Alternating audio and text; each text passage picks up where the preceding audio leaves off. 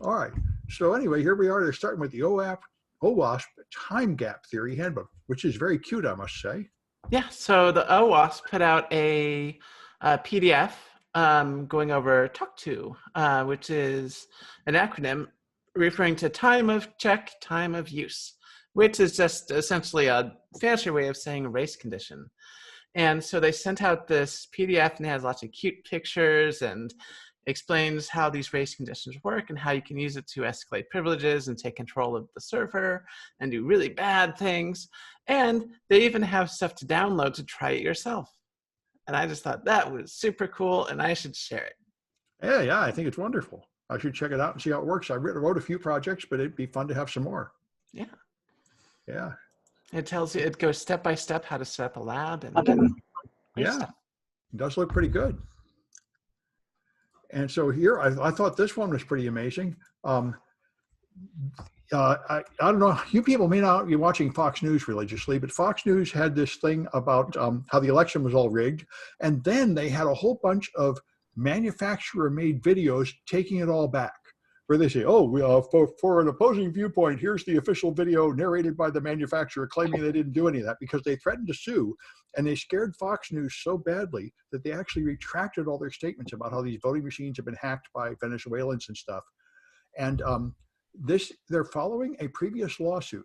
There was a food review or restaurant review that said they had this stuff called like rare steak and it's horrible red slime. And they sued them for calling their steak red slime and actually punished them.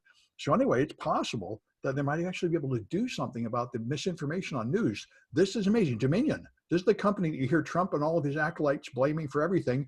And Dominion apparently has not been used in any American election since 2007. So they're absolutely, totally innocent of all these charges that they rigged the vote. And they are not putting up with it. They're suing. They got a real lawyer, unlike the ones that Trump has. And so anyway, Smartmatic and Dominion are suing, and so this might begin to chip at all the falsehoods. Yeah. Interesting. How dare you accuse us of not watching Fox and OAN religiously? You know what I'm doing. I'm just guessing. But anyway, this one hit the news, and so we'll see what comes of it. That was the red slime. Yeah, lean, finely textured beef. They described it on the ABC News as pink slime and got sued for that. Anyway, so hopefully they'll do something. It'd be nice if this, if we began to see some defamation lawsuits that actually worked. So now we got a new transistor. Yeah, I noticed that link is broken. That's no good. But here, it's in the. Why don't you put it in the chat? I can grab the real one. Yeah. 1 second. Somehow I filed it up. It's in the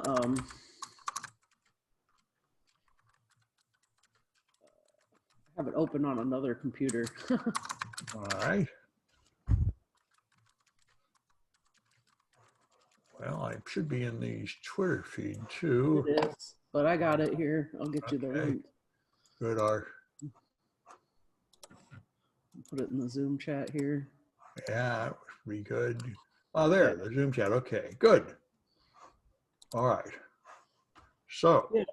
So this is actually positive. I think it's a step in the right direction here, and it's interesting because a lot of the EU countries are just like getting together and collaborating on a pretty. I mean, it sounds good on paper. They've got a plan to come together and work on making their these countries' systems more secure. And I mean, like the principles they say they list in the part of the plan here sounds really good and totally not like what we're doing at all right now, or a lot of countries wherein you know, they're going to have good policy and you know, they're going to actually train people and recruit people as part of a government initiative to build a pipeline of talent in this area and actually work together with other countries. Now there's a thought, collaboration, actually working together instead of treating every single other country like the enemy. This is what I've heard. I've heard that in Europe, if you get hacked, you can actually share the data with other countries and other companies so they can stop that attack. And you totally can't in America because you get sued for breach of privacy and stuff. Exactly. And that's really how it should be. I mean, they're setting it up sort of like a cyber Interpol. And I suspect they're going to have a lot more success with that than the siloed approach. And even if not, I say it's worth trying. Because the benefits outweigh the risks here, I believe. And it's interesting too, because, we're seeing a lot of the issues unfold already from Brexit. And here's yet another one where they're really the UK is really on their own to figure something out in this area. So, yeah, by pulling out of Brexit, right? The UK is out of them. Yep. Yep, that's what everyone's screaming about for the last several years, is that Brexit is going to ruin everything. But it appears to be happening anyway. Yeah. So interesting stuff. Stuff. And then Irvin, network partitioning. Yeah, so Firefox 85 will do a client-side partitioning. So every site you go to will have its own little partition. So any third-party trackers who are trying to look at all the cookies you're going to won't be able to do that anymore, because everything will be siloed by its own self. So it basically puts every browser in private mode or something. Basically, yeah. Every site will be its own private mode. I remember this from years ago. You could just fingerprint your browser by querying to see if it had certain resolution settings and so on, and a lot of things that weren't really important. Yeah, it sounds like a pretty good idea. Yeah. Also sounds like it's probably going to foul up a lot of ad tracking. That's exactly what it's meant to fight against. Yeah. Well, ads won't be able to know what other site you've been to and what you've done on those sites. Yeah. Well, we'll see if they scream about it. Google keeps doing that too. They keep putting in anti-ad tracking stuff. Mm-hmm. Or no, Microsoft does, not Google. Anyway, good. And so then we got, these guys that got hacked with the Israeli firmware. Israeli spyware. You're muted, Kaitlyn. I am muted. Thank you so much. So there's the NSO group, an Israeli private company, who has in the past put spyware on phones and kind of does this stuff, has been putting spyware on Al Jazeera journalists' phones. And it seems to be targeted particularly by the UAE and I think Saudi Arabia, in order to spy on these journalists. And we're talking so much about the recent SolarWinds hack, but this is also going on, and this is pretty big because it's showing that a lot of these companies are employing APT like tactics to go after journalists, which is disturbing to say the least. Mm-hmm. And Citizen Lab, of course, these guys, NSO says they just sell the weapons. They're not responsible for who uses them or for what. Exactly. Which might be true. It's not clear if they were exactly breaking a law, but it's certainly bad for PR. Right. And I'm wondering what exactly they used to do this, because they said that it was something with iPhone, iOS, something before iOS 14. But usually NSO traditionally has attacked apps like WhatsApp. So I'm not sure how they got into all these phones, but. Well, they say zero click. They sent just the way they got at Elon Musk's. They send you something. Yeah. Real powerful 0 days from the sound of it. Yeah. Anyway, yeah. So it's certainly happening, and but I think the people manufacturing the software may not be breaking the law. But anyway, we'll see how it all goes.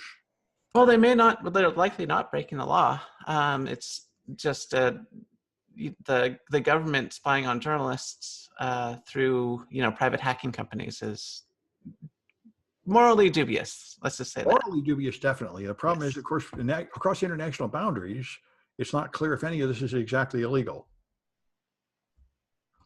Anyway, all right. And so here, America is going to pick on China a lot more, apparently. So they're now not only going to ban US government services using Huawei and ZTE equipment, they're going to pay them to tear it all out and replace it. So really get rid of it, which is pretty extreme. And of course, they don't like that very much. Huawei and ZTE don't. And then China, US is going to remove China from the US stock exchanges, Chinese companies, because they do not meet our auditing requirements, which is, I think, to be expected because they have a very different system over there. But anyway, that certainly is true. If they don't, this has been one of Trump's big things, and one of the things I've heard a lot of praise for him, saying he's largely right, is that China gives their local companies unfair competitive advantage by not playing fair by the rules. The simplest one is just stealing all our intellectual property, but in many other ways, they manipulate their financial transactions so that American companies are at a disadvantage. So anyway, they're going to kick them off these stock exchanges. And this last one is pretty amazing. So they're selling facial recognition scanners, and also used for temperature scanning for COVID. But they also record your face and do AI on it and everything else, and they're a Chinese company. And that's politically difficult right now. So, and they lost their funding from SoftBank, which is the big venture capital firm that went broke. And the Chinese government replaced their funding, but they changed the name of the company to make it look like it's not Chinese anymore. So they changed it from CloudMinds to they're selling something through T-Mobile, US, and claiming it was designed in California, but it's really a Chinese company. And all your facial recognition data is really going to China. So they're going to see if they can get away with that, if that's going to skate through all these rules. I remember that's what Trump wanted to do to TikTok. He just wanted them to partner with Oracle, and then it would be okay. So these guys partnering with T-Mobile, maybe that makes it okay. We're going to see. Anyway, the Cold War between us and China over data carries on. And all right, then SolarWinds again. No, that's not the next one. That's not the next one? Yeah, you skipped because you took the first one off. It's the transistor design. That's the one. I don't know. No, wait, this is the one that didn't work and you put it in the chat. No, that's a different one that doesn't work for some reason. This one, SolarWinds works. Yeah, but that's not the one. Oh, I'm losing my mind. Yes, all the solar ones go together. Oh, okay. Yeah. Well, what about this transistor design thing? Let me pull that one. EU security strategy. Oh, I see. Or somehow. Here we go. Nothing. Drop it in the chat. Here, I've just dropped one in the chat. All right. I don't know what happened to your links. Okay, this is the one I thought I was. All right. All right. Sabotage. It was Chinese and Russian hackers. Could have been, yes. So I just thought this was an interesting story, wherein these engineers have come up with a way to essentially build a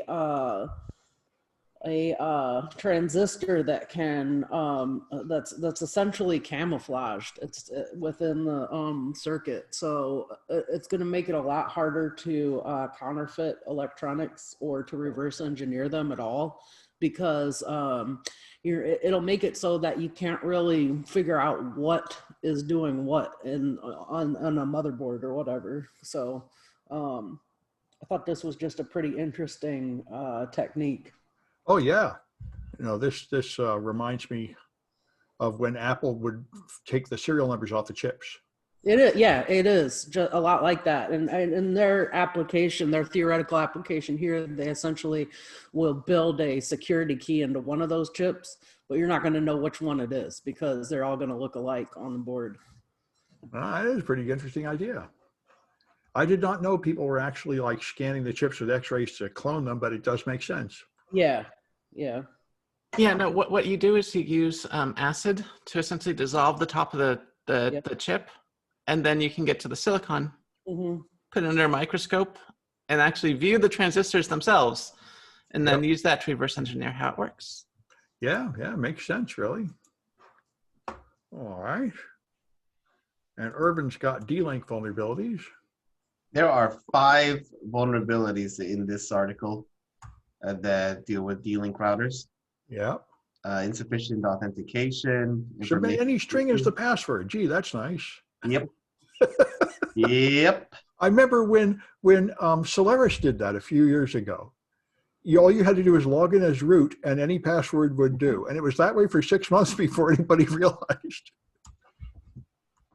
Yep. So that's the first one. The second one is information leakage. With looks like a password. Yeah. That's pretty harsh information to leak. Yeah. FTP misconfigurations. Yeah. To download the password. Mm-hmm. These are all pretty serious. Yeah. There's a hidden functionality. Yeah. And the last one at the bottom is improper authentication. Good job, D-Link. Those are pretty much awesome. I know these cheap Chinese routers tend to be full of these flaws. It's, there's a reason why they're cheap. Mm-hmm. So I hope they've patched this stuff. Well, there's CVEs out for them. I don't know if they've been patched. Yep. Oh, they say, yep, they have released new firmware on 30th of October. Yeah, okay. Yeah, so we hope. But of course, nobody ever updates their firmware on those things either. Yeah. Anyway. Well, it sounds like good, clean fun. And basically, we're doomed, was my summary here. What do you think of this one?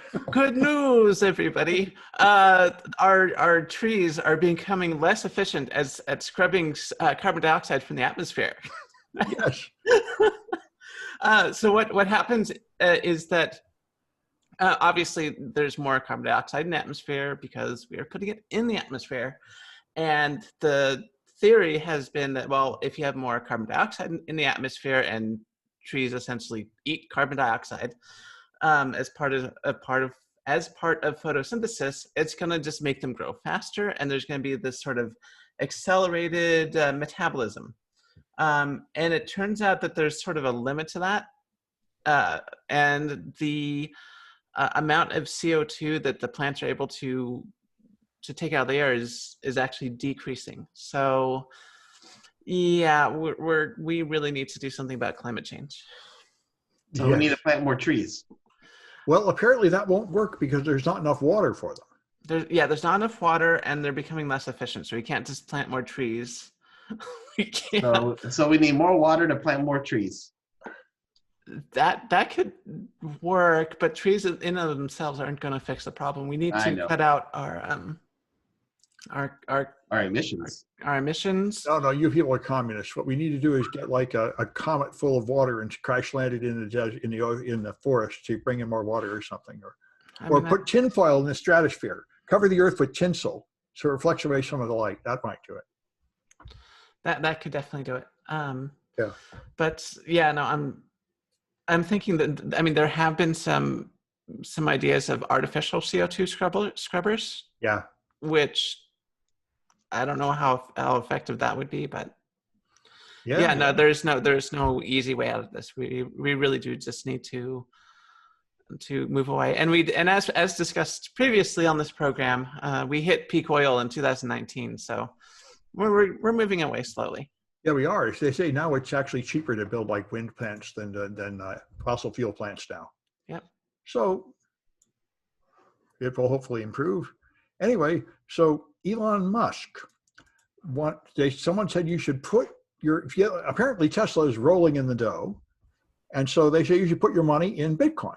And he said, oh, will Bitcoin take like $100 billion transaction? The guy said, sure, no problem. And it's the perfect place to put all your money. So we're going to see if Tesla starts storing their capital in Bitcoin, which is such a huge customer, like the Jedi project for the cloud, that it would change the economics of Bitcoin and probably stabilize it and make it more valuable. That's what everybody's investing in Bitcoin for 10 years now, assuming that one of these days, the real banks and the real money is going to move in and give it legitimacy, which has totally not happened. But if Elon Musk went in, he might be enough to make that happen. So anyway, we'll see what happens. Anyway, and then Liz, the SolarWinds stuff, right? Yeah. Just ongoing from last week's story. So at least we know these links work, hopefully. Yeah, awesome. So this one was just interesting in that we've put a lot of attention on FireEye and SolarWinds, but those aren't the only products that have been breached. We don't know what the other access vectors were, but there were more, and probably several more out there. So this could I think this story is going to get interesting over time as we see more and more of what actually happened. I'm still not sure that it's merits all of the craziness that's going around the industry about it, because people are just completely losing their minds. And I'm just like, well, this stuff happens every day. You're just thinking about it now because it's in the media and in the news a lot. So that's what that first one's about. Just there are a lot more targets that were used as access vectors than just those two that have been talked about. But I will say this too, to me, those two are standouts because they have really done a good job of, and Microsoft. I left Microsoft off the list, but especially FireEye, I feel like did a really good job of incident response in this case, in which they did all the right stuff. They went to the government, they went to the FBI. They were honest and open about it right away instead of trying to conceal it. And they shared their findings, which was helpful to other people. So I thought they did a good job. And I think that the companies and products that come out early in this and are honest about it rather than trying to cover it up are definitely gonna come out of it better on the other side of this. So that was just one of my thoughts about that. And it was just interesting because this has been reported all over the world, right? And we're all pretty sure that Russia's behind it, including Mike Pompeo, but our own administration is just completely denying this.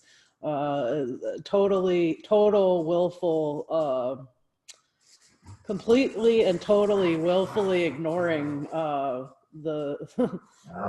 happened and who's involved. But that's just Trump. Nobody else is with him on this, I think. No. He's always been the one that never thinks Russia did anything bad. Right, exactly. And boy, he is really, really, really downplaying it and saying, oh, well, maybe it was China, because that's his favorite blame target and scapegoat. One of these days, we're going to find out what Putin has on Trump. It's got to be big. It really has to be, especially considering how hard they were encouraging him to go there after he leaves office so that he's not prosecuted for his crimes. It's like, what do you not want people finding out? Yeah. So, just thought that was pretty interesting. Nothing like calling the elephant in the room a hamster. Yeah, that's essentially it. Yeah. Yep. And then that last one was pretty, that just kind of made me giggle a little bit, even though it shouldn't have, just in a perverse way. Because, when we should have been a little more concerned with preventing cyber intrusions, instead the focus was placed on building the border wall between the U.S. and Mexico. So which never got built and now never will get built. Mm-hmm. Yeah. So where did that? Which begs the question: where did that money go? Well, what I thought was fun was they were going to hire a Mexican company to build it. I don't know if they really did, but anyway. Maybe that's what he meant by get them to pay for it, since he has a history of not paying contractors. Yeah, that's a good trick. Yeah. Anyway. And this sounds actually pretty good, VPN for everything. It sounds pretty good. It's a little more expensive than I would want it to be. So number one, you need to have the Proton VPN subscription already. Mm-hmm.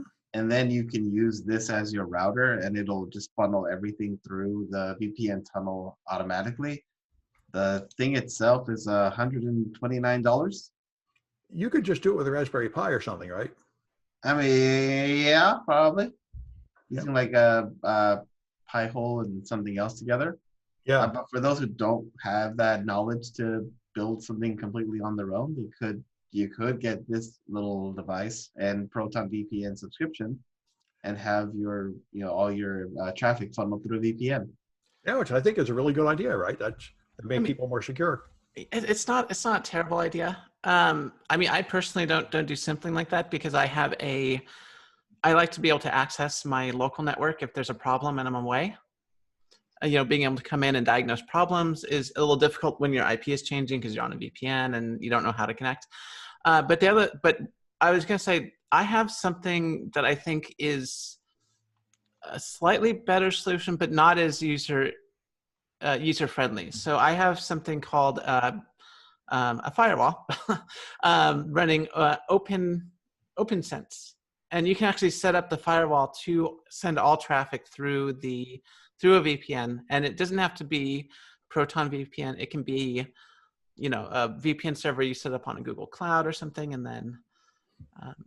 And what are you using for hardware? What? What are you using for the hardware? I'm using a Protectly little firewall box. Mm-hmm. It's and you cute. probably could have done it with a Pi, right? Probably. I don't. I had issues. I tried doing it with an Asus router, and it was so slow. The processor couldn't keep up. And I assume it's the same with the Pi. You really do need sort of a hefty device to handle all that encryption and decryption. Well, the newer Pis are faster. Yeah. Yeah, I did make a VPN from my data center up to DigitalOcean using your instructions, Sam, for WireGuard. That works. Oh yeah, a WireGuard is wonderful and easy. Yeah. Good. WireGuard is the new hotness. All right, and then I think I had another one.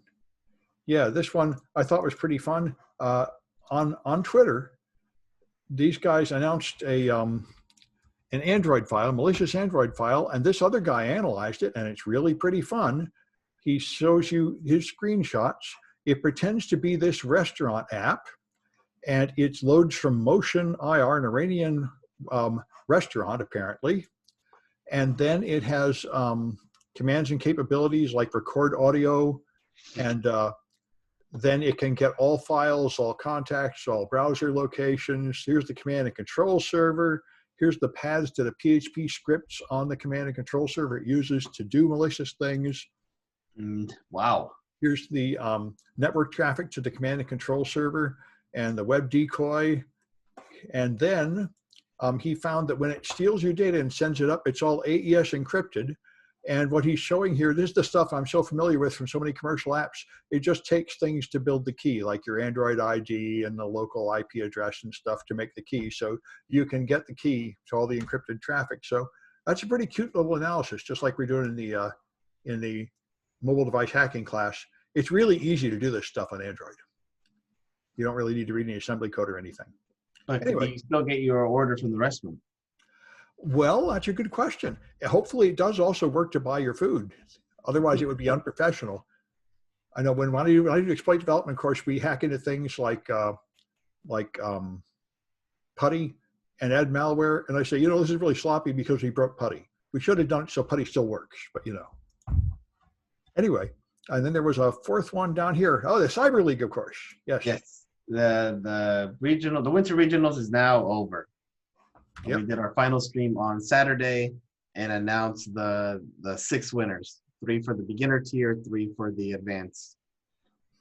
And in beginner, we had the Cyber Unicorn in first place, the Keyboard Packer in second, and Cyber Ellis in third. For the advanced, we had Cyber Yoda in first, Bowne in second, and CCSF in third. Yeah, I was real happy to see the interviews of people, and you have so many happy students doing good cybersecurity stuff. Yeah. And I'm very pleased to see that. Liked it.